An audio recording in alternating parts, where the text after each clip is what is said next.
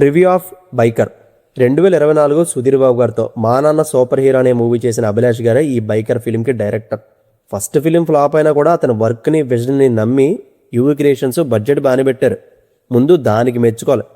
ఎందుకంటే టీఎఫ్ఎల్ ఎవరు టచ్ చేయని ఒక స్పోర్ట్ని ఇంట్రడ్యూస్ చేస్తానని అభిలాష్ గారు ముందుకు రావడం, దానికి శర్వా అండ్ యూవీ క్రియేషన్స్ ఒప్పుకోవడం గ్రేట్ థింగ్. హానెస్ట్గా ఆడియన్స్కి ఏదైనా కొత్త ఎక్స్పీరియన్స్ ఇవ్వాలని వీళ్ళు చేసిన అటెంప్ట్, వాళ్ళ సిన్సియర్ ఎఫర్ట్ మీకు స్క్రీన్ మీద కనబడద్ది. Coming to the point, movie అయితే ఇప్పుడే చూసా, పండక్కి చెప్పి హిట్ కొట్టా, ఈసారి కూడా చెప్పి బంపర్ హిట్ కొట్టబోతున్నా అని శర్వా గారు బైకర్ ఈవెంట్లో చాలా కాన్ఫిడెంట్ స్పీచ్ ఇచ్చారు. మరి ఆ ఎలివేషన్ డైలాగ్ని సినిమా జస్టిఫై చేసిందా లేదా అంటే, బంపర్ హిట్లు, బ్లాక్ బస్టర్లు ఇవేం చెప్పను కానీ బాగుంటుంది movie. It's a complete theatrical experience film. Racing ఈవెంట్సే మెయిన్ అసెట్. వాటిని చూపించే విధానం, వాటి కెమెరా యాంగిల్స్, ఎస్ఎఫ్ఎక్స్, వెనక జిబ్రాన్ గారు ఆర్ఆర్ మొత్తం అన్ని పక్కా హాలీవుడ్ ఇంపోర్ట్లో ఉంటుంది. ఇంతకు ముందు ఎప్పుడు ఇలాంటి ఎక్స్పీరియన్స్ చేయలేదేమో. నాకు ఆ ఎపిసోడ్స్ అన్నీ భలే అనిపించాయి, బాగా ఎంజాయ్ చేశా.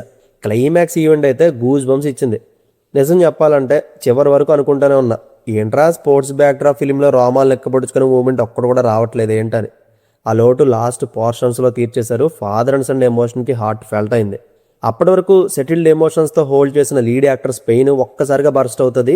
థియేటర్ నుంచి బయటకు వచ్చినప్పుడు పాజిటివ్ మూడ్లోకి మార్చేస్తుంది. అయితే క్లైమాక్స్ పార్ట్ ఓకే కానీ మొత్తం అంతా ఎలా అనిపించిందని అడిగితే, ఫస్ట్ హాఫ్ అంతా చాలా స్లోగా, పెద్ద హై మూమెంట్స్ ఏం లేకుండా just father and son emotion మీద వెళ్తుంది. ఇంటర్వల్ బ్యాంక్ కూడా డీసెంట్గానే అన్ చేశారు. బట్ సెకండ్ హాఫ్లోనే మొత్తం ఎమోషన్స్, టర్నింగ్స్, రివెంజ్ అంతా డిపెండ్ అయి ఉంటుంది. Compare to first half, second half work అయింది.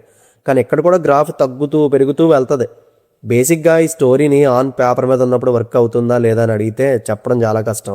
ఎందుకంటే స్టోరీ ప్రిడిక్టబుల్గానే ఉంటుంది.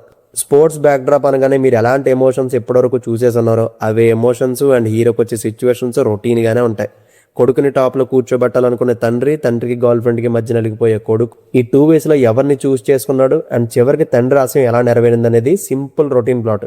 కానీ ఈ కథని స్క్రీన్ ప్లేతో సాధ్యమైనంత ఎంగేజింగ్గా చెప్పడానికి ఎఫర్ట్ బాగా పెట్టారు.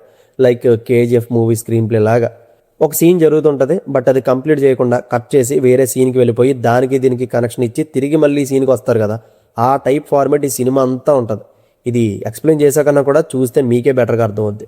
అండ్ మూవీ బోర్ కొట్టకుండా చేయడానికి డైరెక్టర్ ఈ ప్యాటర్న్ యూజ్ చేశారనిపించింది. అది సినిమాని చాలా వరకు సేవ్ చేసిందనే చెప్పాలి. అలా కాకుండా 1 to 10 ఒకే లైన్లో నెరేట్ చేస్తుంటే బిస్కెట్ అయిపోదును. ఓవరాల్గా టెక్నికల్ వాల్యూస్లో బీస్ట్ ఇది. దీన్ని డాల్బీ ఫార్మేట్లో చూసినోడు అదృష్టవంతుడు. కానీ రైటింగ్ వైజ్ మొత్తం ఎమోషన్ మీద రాశారు. ఆ ఎమోషన్ అంత హిట్టింగ్గా తగలలేదు, ఎక్సెప్ట్ లాస్ట్ సీన్స్లో తప్ప. చూస్తున్నంతసేపు ఏదో మిస్ అయిందనే లోటు మాత్రం అలా ఉండిపోయింది.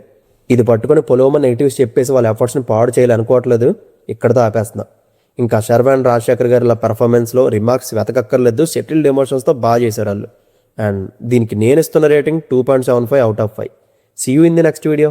Take care friends. Thank you. Tata.